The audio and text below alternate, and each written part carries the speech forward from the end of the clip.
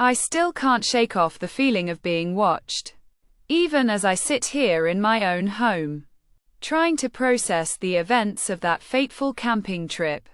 It started like any other. My friends and I arriving at the campsite, eager to spend a weekend in the great outdoors. The sun was shining. The trees were swaying gently in the breeze, and the sound of the nearby stream was soothing. We set up our tents, started a fire, and began to cook our dinner.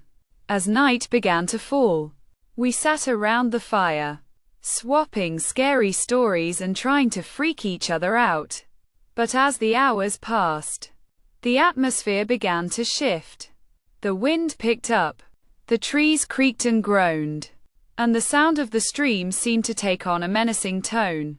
I tried to brush it off as mere paranoia, but I couldn't shake the feeling that we were being watched. I kept looking over my shoulder, expecting to see someone lurking just beyond the tree line. My friends seemed to sense my unease, and we all decided to call it a night, retiring to our tents to try and get some sleep.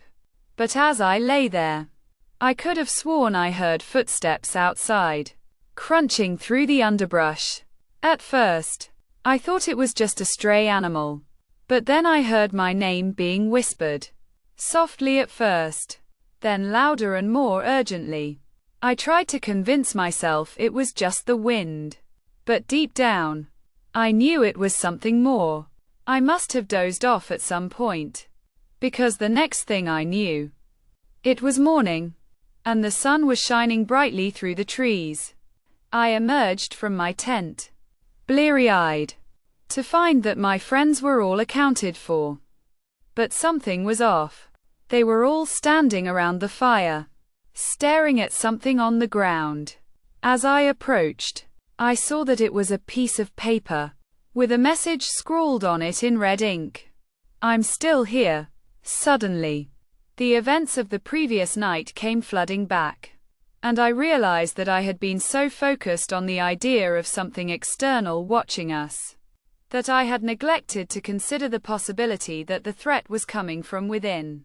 I looked around at my friends, and that's when I saw it. One of them was missing. We frantically searched the campsite, calling out for our missing friend, but there was no response.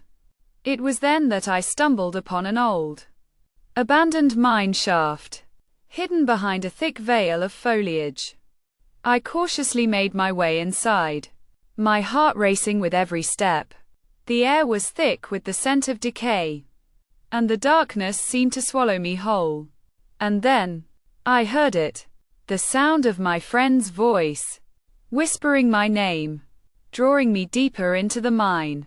I followed the sound, my heart pounding in my chest, until I came to a large, cavernous space.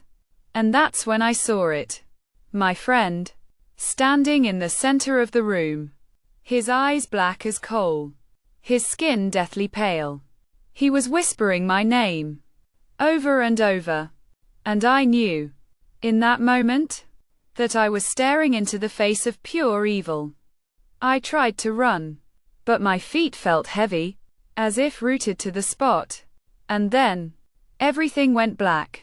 When I came to, I was back at the campsite, my friends standing over me, looking concerned.